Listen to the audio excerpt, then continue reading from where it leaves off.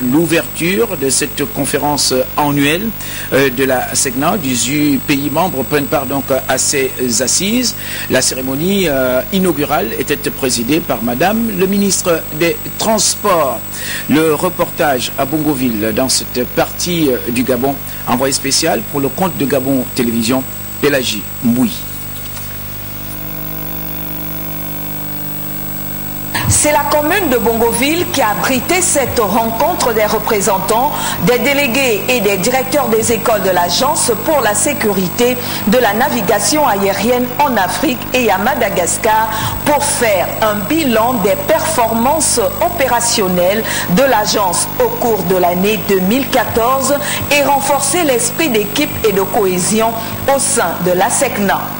Après les remerciements du maire de Bongoville aux plus hautes autorités de la République pour le choix de la ville, le directeur général de la SECNA, quant à lui, explique la délocalisation de cette réunion. La délocalisation de cette réunion annuelle est un prétexte pour permettre à nos populations à la base de mieux connaître la SECNA, une institution mature créée pour assurer la sécurité de la navigation aérienne dans le ciel africain. En ouvrant les travaux, le ministre des Transports a d'abord reconnu que le développement économique, social et culturel de notre continent se trouve handicapé par de nombreux goulots d'étranglement dont l'un des plus importants demeure la précarité des voies et moyens de communication aussi bien terrestres, maritimes qu'aériens, avant de rappeler les efforts consentis par le gouvernement gabonais dans ce secteur. Le Gabon, tenant compte des éléments cruciaux définis par l'OACI, a entrepris d'importants efforts d'adaptation, notamment la réorganisation de l'Agence nationale de l'aviation civile, la création d'un bureau enquête incident et accident d'aviation, l'adoption dans les tout prochains jours du nouveau code de l'aviation civile, l'élaboration en cours du texte organisant la mise en œuvre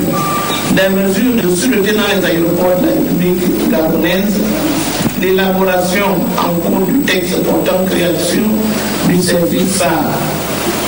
la formation des personnels spécialisés, la mise en place de nouvelles procédures de certification de tous les opérateurs du secteur aérien, la mise en place d'un programme périodique de surveillance des opérateurs. Au sortir des assises, les cadres dirigeants de la SECNA vont devoir former les leaders de l'aviation civile, réduire les gaspillages de tout ordre, rationaliser l'approvisionnement et les achats, canaliser la consommation d'énergie et veiller à une exécution stricte du budget afin de protéger la bonne santé financière de la SECNA.